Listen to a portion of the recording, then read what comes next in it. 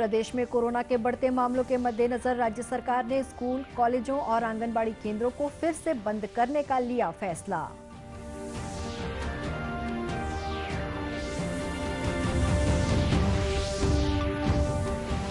केंद्रीय स्वास्थ्य राज्य मंत्री अश्विनी चौबे ने कहा, कोरोना संक्रमण को रोकने के लिए प्रभावित राज्यों को जारी किए गए नए दिशा निर्देश।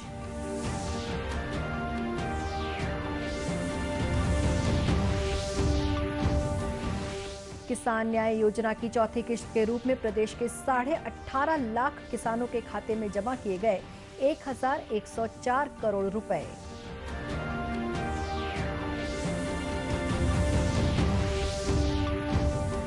और डिजिटल इंडिया अभियान का हुआ असर, कांकेर जिले के ग्रामीणों ने मोबाइल ऐप से डाकघर में खुलवाए खाते।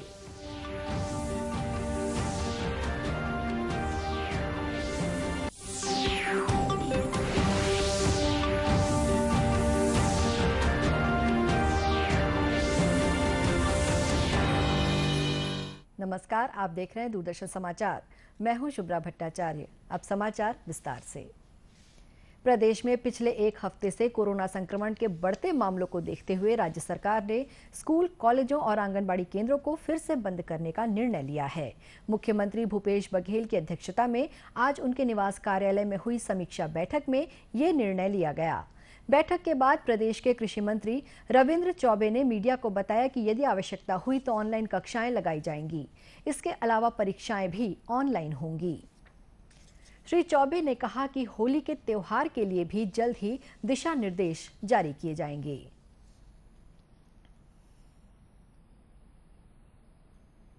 गाइडलाइन किस तरीके से और छत्तीसगढ़ में बनना चाहिए, इस पे काफी विचार विमर्श हुआ है।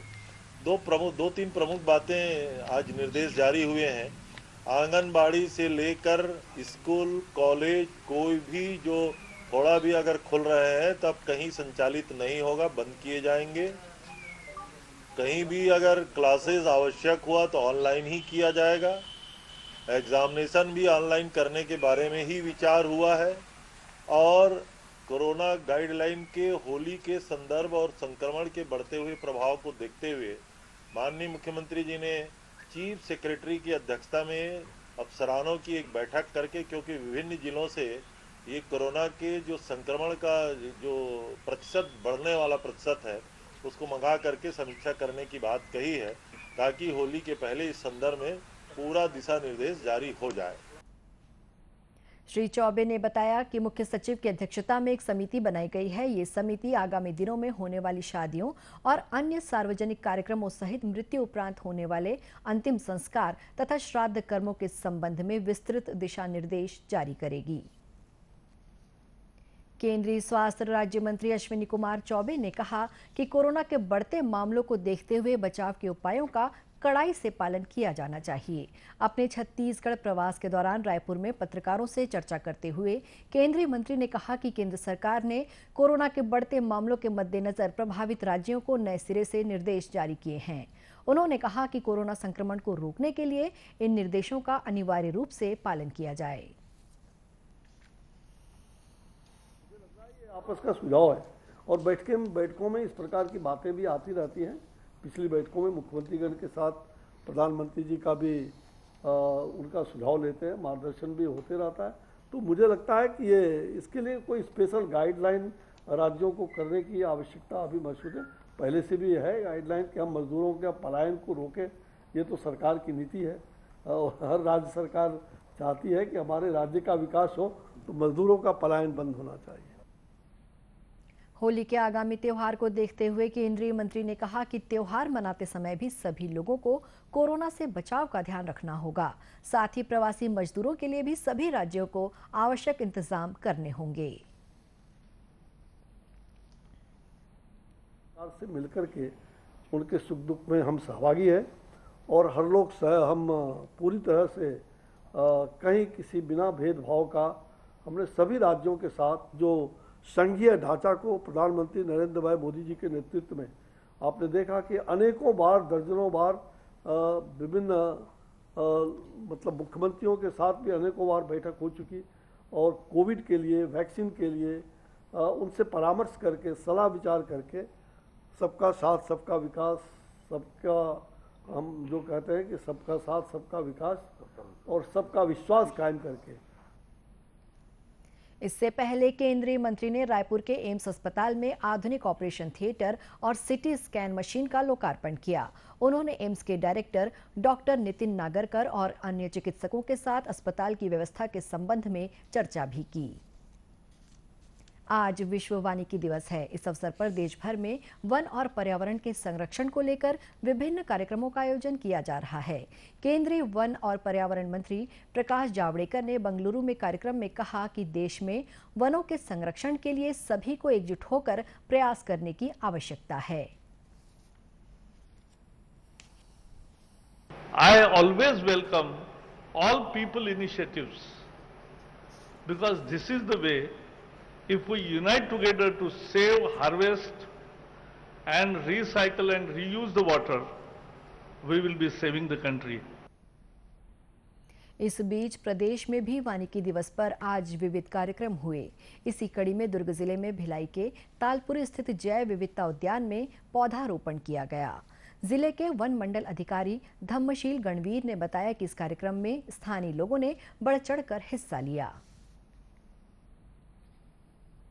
के लिए एक विशेष स्थान यहाँ पे उपलब्ध कराया गया है और उसी दिशा में आज जो है यहाँ पे वृक्षारोपण का कार्यक्रम आज संपन्न किया जा रहा है। विश्व वानिकी दिवस ये इसलिए मनाया जाता है क्योंकि जो है आम जनता और नागरिकों के बीच में जो है वनों के महत्व को समझाया जाए और लोगों को जो है पर्यावरण और प्रकृति से जोड़ा जा सके, इसलिए यहाँ पे वृक्षारोपण कार्यक्रम आज किया जा रहा है। उन्होंने बताया कि जैव विविधता उद्यान में लगाए गए इन पौधों के संरक्षण के लिए भी स्थानीय लोगों ने खुद होकर संकल्प लिया है। खबरों का सिलसिला आगे भी जारी रहेगा। फिलहाल वक्त है एक छोटे से ब्रेक का।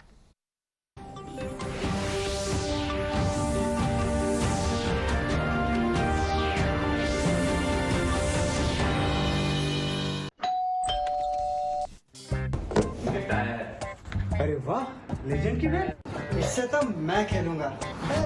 Future batting legend bat. इसमें जिसका नाम लिखा है बैट उसी को मिलेगी।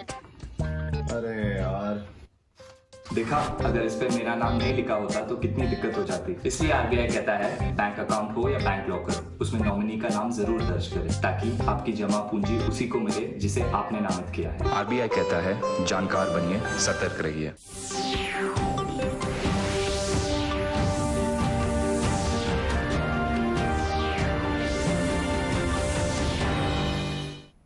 ब्रेक के बाद एक बार फिर स्वागत है आपका दूरदर्शन समाचार में। मुख्यमंत्री भूपेश बघेल ने आज राजीव गांधी किसान न्याय योजना की चौथी किस्त के रूप में प्रदेश के करीब 18.5 लाख किसानों के खाते में करीब 1104 करोड़ रुपए जमा कराए। इसके अलावा गोधन न्याय योजना की 15वीं और 16वीं किस्त के रूप में 7.5 करोड़ रुपए से अधिक की राशि जमा कराई। इस मौके पर मुख्यमंत्री ने कहा कि उनकी सरकार ने कार्यभार संभालने के बाद ही ये कहा था कि राज्य सरकार के हर प्रमुख निर्णय के केंद्र में किसान अवश्य शामिल होंगे। इसी बात को ध्यान में रखते हुए राजीव गांधी किसान न्याय योजना के तहत प्रदेश के किसानों को एक निश्चित अंतराल में राशि दी जा रही है।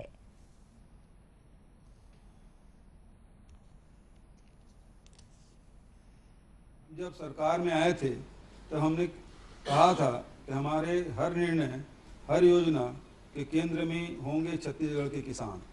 मुझे प्रसन्नता है, संतोष है कि हम अपनी बात का अक्षरशः अनुसरण कर रहे हैं। छत्तीसगढ़ के सभी किसानों और पशुपालकों को उनके बैंक खाते की राशि ट्रांसफर होने की बहुत बहुत बधाई और शुभकामना। मुख्यमंत्री निवास कार्यालय में आयोजित इस कार्यक्रम में गृह मंत्री ताम्रध्वज साहू सहित राज्य सरकार के अन्य मंत्री और वरिष्ठ अधिकारी उपस्थित थे। वहीं पंचायत मंत्री टी.एस. सिंहदेव और खाद्य मंत्री अमरजीत भगत वीडियो कॉन्फ्रेंसिंग के जरिए इस कार्यक्रम में शामिल हुए। गुजरात में दांडी यात्रा का आयोजन किया जा रहा है। ये यात्रा आणंद जिले से भरूच पहुंची, जहां लोगों ने उत्साह के साथ इसका स्वागत किया। ऐतिहासिक दांडी यात्रा गुजरात के आणंद जिले के कनकपुरा गांव से भरूच के कारेली पहुंची।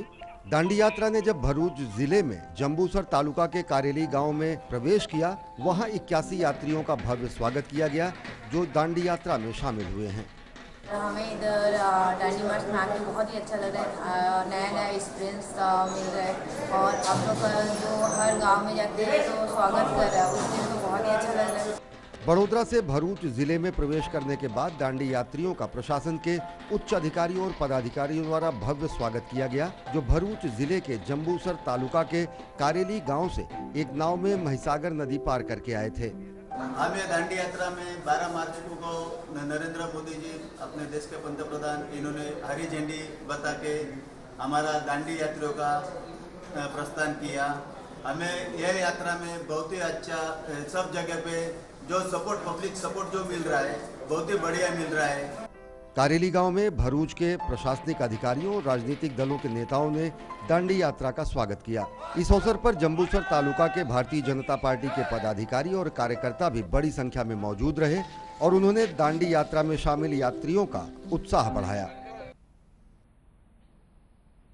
प्रधानमंत्री के डिजिटल इंडिया अभियान का छत्तीसगढ़ में भी काफी अच्छा असर देखा जा रहा है। इसी कड़ी में कांकेर जिले के सुदूर गांव घोटुल बेड़ा में डाकघर कर्मियों द्वारा मोबाइल ऐप के जरिए ग्रामीणों का मौके पर ही खाता खोला जा रहा है। स्थानीय डाकघर की इस पहल का स्वागत करते हुए ग्रामीण भी बड़ी संख्या में खाता खुलवा रहे हैं। इतना ही नहीं, ग्रामीणों को उनके खाते से तत्काल पैसा भी निकाल कर दिया जा रहा है। इस संबंध में सहायक डाकपाल ललित ठाकुर ने बताया कि ग्रामीणों को उनके आधार कार्ड से पहचान सुनिश्चित कर और मोबाइल फोन के जरिए तुरंत ही खाता खोलकर दिया जा रहा है।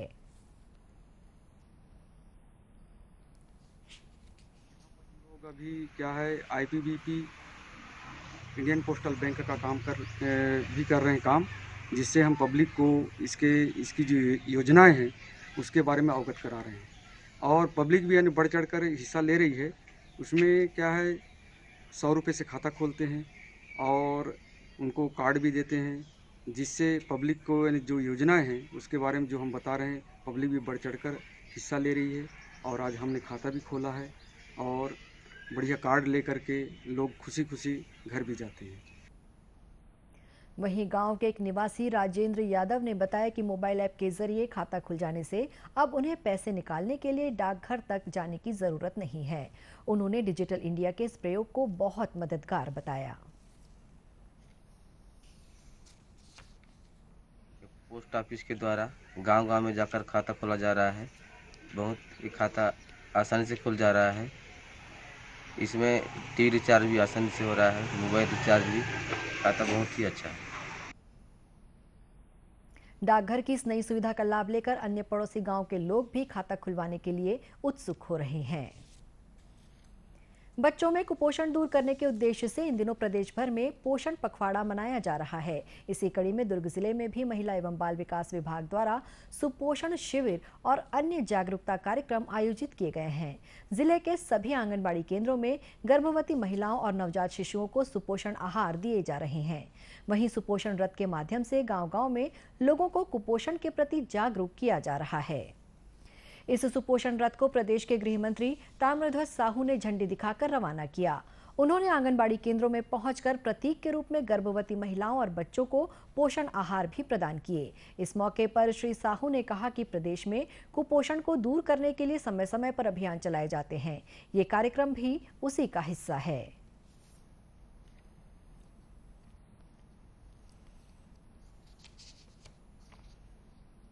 लगातार प्रक्रिया है, चलते रहता है, चाहे वो एनीमिया जांच का हो, ब्लड का हो, पोषण का हो, वेट लेने का हो। तो ज़्यादा से ज़्यादा पूरा फोकस किए हैं। जैसे हमारा मैदानी इलाका तो ठीक है, लेकिन बस्तर के अंचल में बहुत ज़्यादा, तो उसको भी दंतेवाड़ा को जैसे 1 साल में मुक्त करना, ऐसा तो महिला और बच्चों के लिए सरकार के द्वारा विशेष फोकस किया जा रहा है। सुपोषण शिविर में मौजूद दुर्ग के जिला परियोजना अधिकारी विपिन जैन ने बताया कि सरकार के लगातार प्रयासों से दुर्ग जिले में कुपोषण की दर में काफी कमी आई है। दुर्ग जिले की जहाँ तक पोषण की बात है, लगभग 14% का पोषण जो हमारे पास कुपोषित बच्चे हमारे पास जिले में है अभी, और आशा है कि इसमें और कमी आएगी। दुर्ग जिला पंचायत के अध्यक्ष शालिनी यादव सहित अन्य स्थानीय जनप्रतिनिधि भी शामिल हुए। दूरदर्शन केंद्र रायपुर से प्रसारित होने वाले प्रादेशिक समाचार को आप YouTube पर भी देख सकते हैं। हमारे YouTube channel Chhattisgarh DD news पर प्रादेशिक समाचार उपलब्ध रहेगा। YouTube चैनल का लिंक और QR कोड आप स्क्रीन पर देख सकते हैं। अपने एंड्रॉयड फ़ोन से QR कोड स्कैन कर आप छत्तीसगढ़ डीडी न्यूज़ लिंक पर जा सकते हैं। इसके अलावा छत्तीसगढ़ डीडी न्यूज़ फेसबुक और ट्विटर पर भी उपलब्ध है। कोरोना से बचाव के लिए मास्क, सैनिटाइजर के साथ ही सोशल डिस्टेंसिंग का भी पालन करें। कोरोना को हराना है, मास्क जरूर लगाना है। इसी के साथ ये समाचार बुलेटिन समाप्त हुआ। नमस्कार।